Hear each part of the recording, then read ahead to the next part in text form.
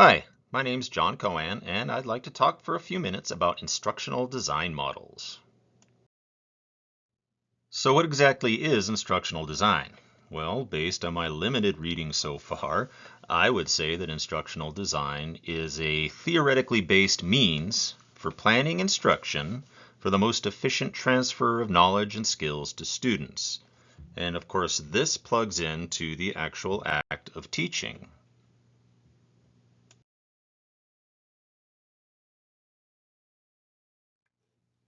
Design is closely related to but distinct from teaching. From a layperson's broad point of view, teaching consists of showing students through recorded media or live examples. It consists of telling information to students either by assigning reading to the students or performing lectures. It involves guiding the students either through group activities or one-on-one tutoring. And it also, of course, requires assessment of students' performance via tests or essays or surveys.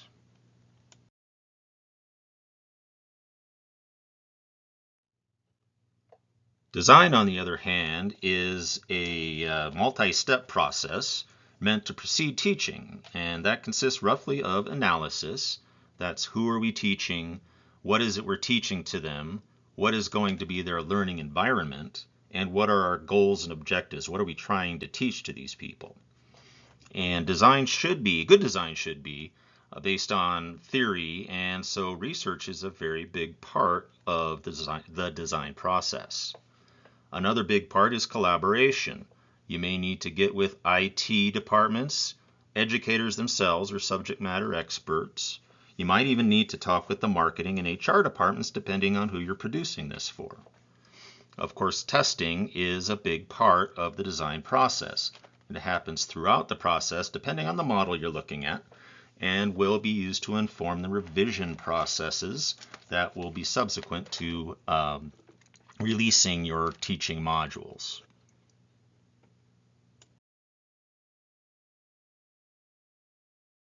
Another way of thinking about the relationship between design and teaching is to think about the idea of me, John, building a house. I know a house has 4 walls, has some windows, a door, and a roof. And I'm pretty good with tools, but without a plan, the finished product might be a little shabby. Design, then, is meant to be the plan behind the work of instruction.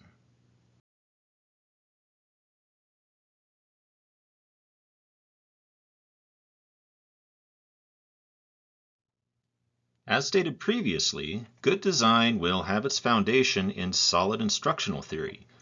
3 theories that underpin the models we will discuss today are behaviorism, cognitivism, and constructivism. Behaviorism views learning as the adoption of observable, predictable behaviors in response to certain stimuli. It is the environment that is seen to provide the stimulus, and the subject must then be taught the appropriate response through repetition and practice. The behaviorist instructor relies upon measurable objectives to guide the lessons and will provide feedback to reinforce the correct behaviors. A cognitivist approach to learning will focus more on how knowledge is actually acquired and the mental processes involved in learning, rather than programming a stimulus-response mechanism.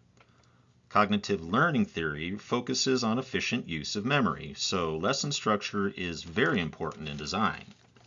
Some techniques an instructor may use would be to present material in multiple formats like audio, video, and text, or to have students reformat information via outlining or concept mapping in order to allow them to create their own context. Constructivism views knowledge not as a transferable commodity, but as a function of how the learner creates meaning from their own experiences. Since understanding is created by the learner's mind in response to the environment, constructivists are interested in real-world situations as context for their instruction. Memories are seen as ever-changing in response to new experiences. Connections between old experiences and new ones are made, changed, and strengthened with each novel situation the learner takes part in, so recall is not really a big part of constructivist theory so much as building connections and creating context in the learner. Social learning, like peer evaluation, debate, and group activities, are seen as strong creators of context and validation of one's unique thought processes. So these activities figure prominently in design models.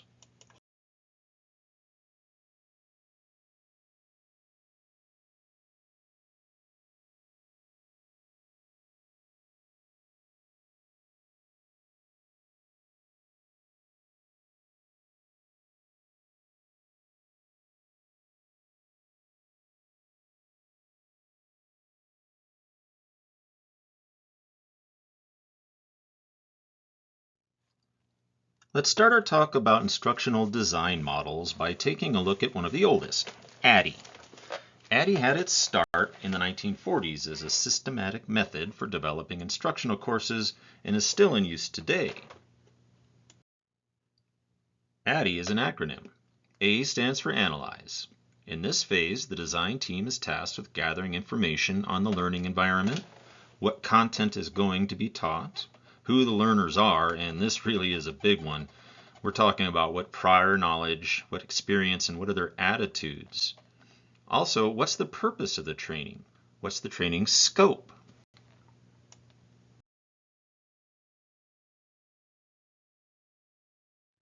Design is the next step, where learning objectives are defined, delivery media is identified, and sequencing and student assessment protocols are defined. This is like the skeleton being built that all the content will reside upon.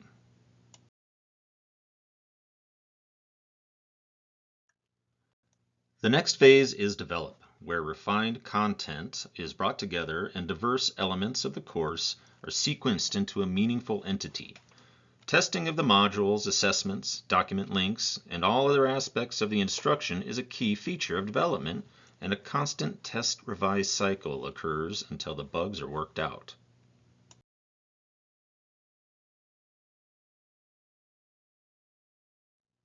The implementation phase is when the tested content is released to the audience. This phase also covers any end-user training or orientation needed for staff.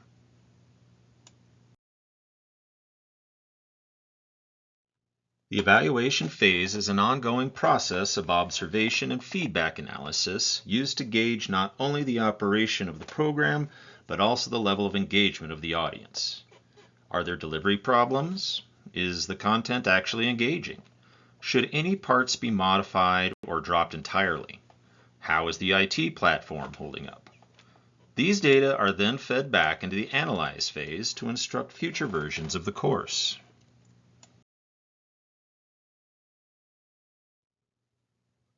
The ADDIE model is the most general framework of any model we'll discuss. Its 5 phases are guidelines that are without specification as to how instruction should proceed. The only feature that conforms with any theory would be the consideration of learner characteristics in the analysis phase. This is a vital aspect of each learning theory and is interpreted slightly differently in each.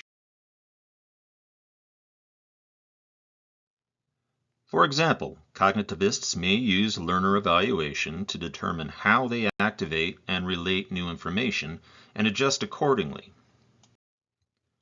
A behaviorist model would perhaps use the evaluation to determine where to begin instruction and decide which reinforcement method would be best to use.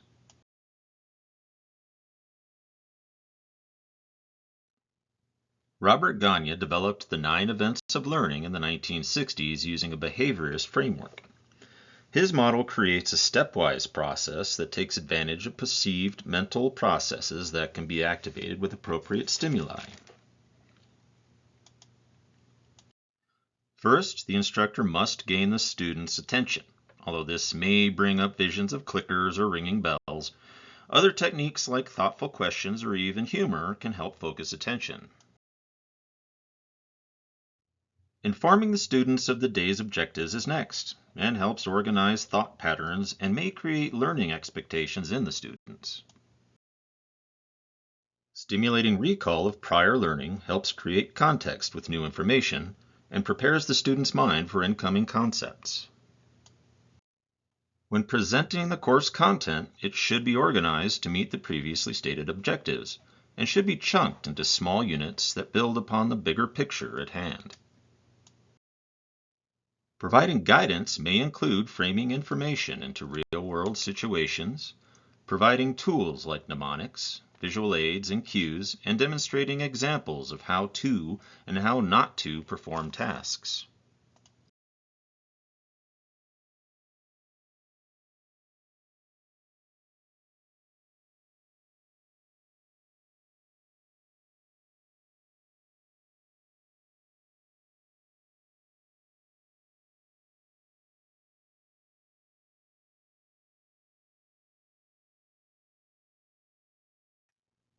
To elicit performance is to demonstrate correct understanding and practice the needed response.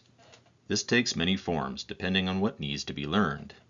I remember reciting multiplication tables in elementary school in front of the class. Then there are more complex concepts like foreign language, where group activities help cement facts like verb forms. Providing feedback can take many forms also. The important thing to keep in mind is the timing. Concurrent feedback can be used as a motivating reward or a chance to correct behaviors before they become habits, as long as the timing is correct. Assessing performance is another way of saying tests. Testing can be used to guide learning via positive or negative feedback, so long as it is performed at regular intervals and is constructive in nature. The final step is to enhance retention and transfer by associating new content with familiar ideas and situations. Here's where practice and repetition must be framed into different formats to avoid being boring.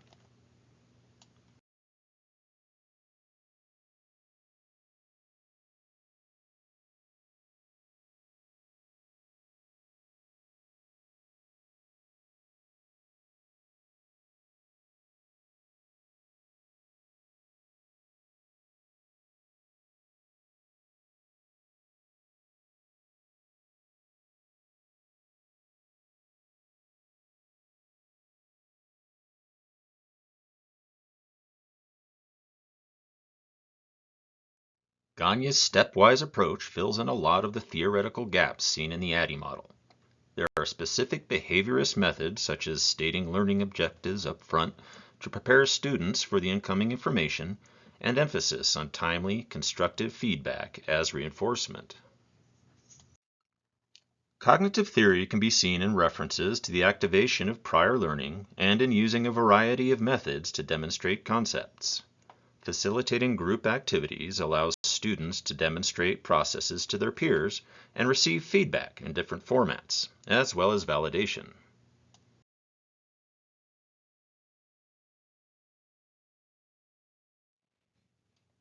Much like the ADDIE model, Dick and Carey's instructional model is specific and systematic in nature. The 9 components are all interrelated, and testing and revision of the content are major considerations. It begins with identification of the learning goals. Clearly defining what the outcome of the training should be will inform all subsequent steps.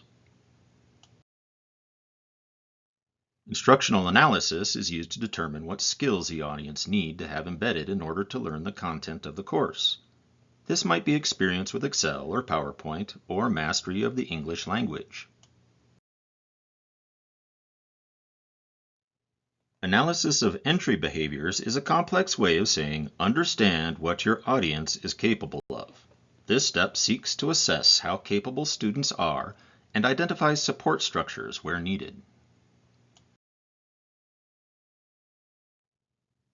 Performance objectives are written to reflect exactly what the students are expected to be able to do at the end of the instruction.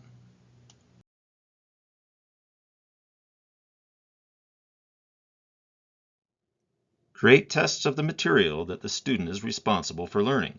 These can take many forms as long as they accurately reflect the objectives for learning. Develop the instructional strategy.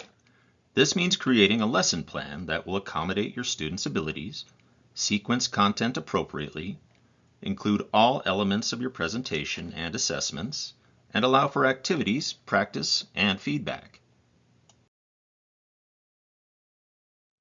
Next, you must acquire instructional materials that were specified in the previous step, whether that means using existing ones or creating new ones. Perform formative evaluation of the lessons to gauge students' reception of the material. Here, you can decide if poor performance is due to deficiencies in the material or how it is being presented to your audience. The summative evaluation is otherwise known as revision of content, deciding what works and what doesn't, then updating your content to reflect that.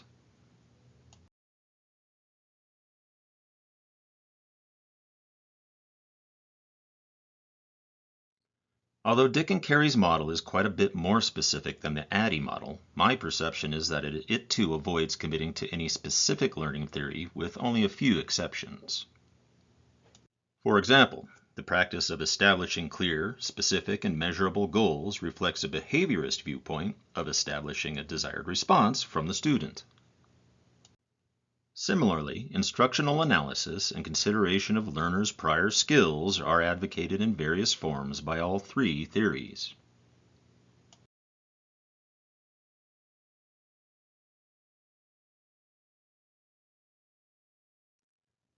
Published in 2002, Dr. David Merrill's First Principles of Instruction are a distillation of problem-focused teaching strategies that the author felt best used modern technology to efficiently provide engaging content to students. The first principle is activation. Based on entry behaviors, this principle advises us to use prior experiences and mental models as a foundation for learning. Next is demonstration. This is an active showing of the task being taught. It should be relevant, and demonstration should show multiple instances of the same task. The application principle stresses the need to actually do a task, rather than simply being required to memorize its steps. Application should also be used as an assessment tool under this principle. Integration seeks to promote deep learning through social interaction like collaboration, debate, peer evaluation, and critique. Problem-centeredness describes an overarching directive to make learning apply to the real-world problems. This is especially so in relation to complex multi-step processes where the student may lose sight of the actual purpose of the work.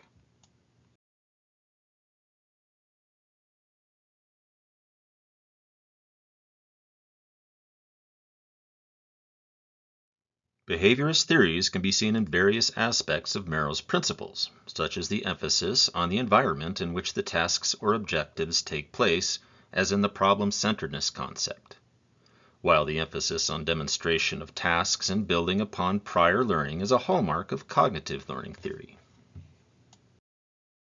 Constructivism figures prominently in Merrill's work and can be seen in the emphasis on real-world situations where the learner is an active participant in the process.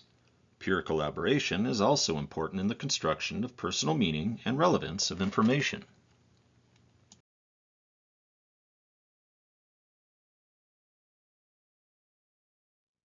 The successive approximation model was created in response to the time-consuming ADDIE model. It requires much less time, but the need for a skilled and cohesive team of subject matter experts, designers, developers, and project managers means that this is not an entry-level method of design. Like each of the prior examples, SAM starts with establishing the goals of the project. What are we teaching? What are the learning outcomes and how will they be assessed? And who is our audience? Team building skills are essential here, as all stakeholders in the project need to help brainstorm ideas for the design. The iterative design phase includes subject matter experts and the design and development teams who create budgets, timelines, and begin the work of designing the lessons. Iterative development creates elements of the lesson and tests them immediately in a looping process that feeds back into itself. Once a complete, cohesive product is ready, the alpha version is released to a small audience of end users. Feedback from this is used to revise later beta and then gold versions.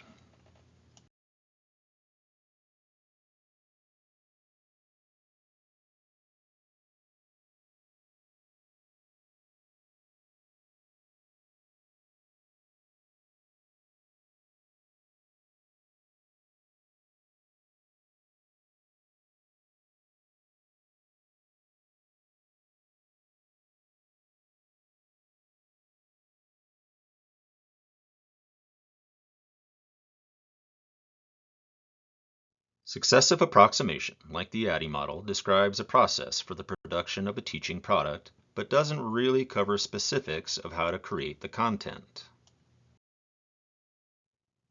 For example, the entry behavior aspect of the preparation phase appears to be focused more on general characteristics of the audience, such as age, profession, access to technology, and the like, as opposed to understanding how to leverage students' prior knowledge to activate new learning. While researching this model, I read one blog post that did stress the importance of adhering to cognitive learning theory when designing e-learning modules, specifically the need to avoid cognitive overload due to redundant or distracting elements. Other than that, I feel that this model relies heavily on content being plugged into the process.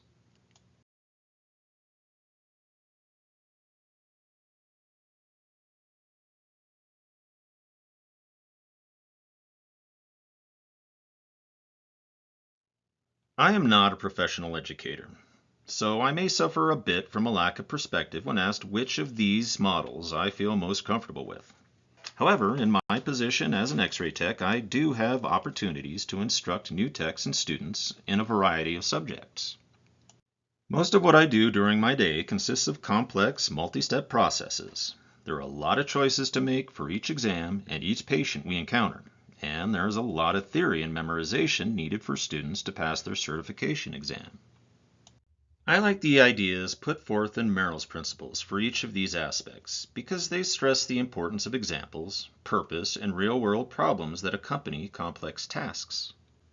I employed some of those principles in creating this video on how to solve common math problems involved in radiography, and I try to engage students on site with practical scenarios revolving around equipment operation and patient interaction. So far, I have made 3 learning tools for students, but have yet to release any of them, so no feedback is available for those revision processes that I need to get to.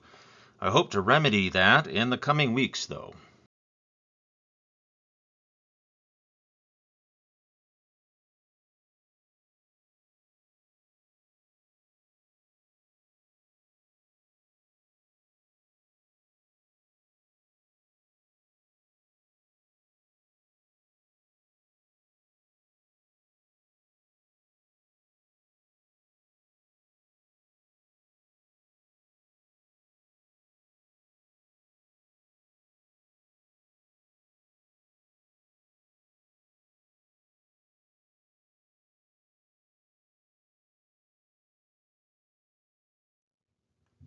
Thank you for taking time to watch my video. I hope I've helped make design models just a little bit clearer for you.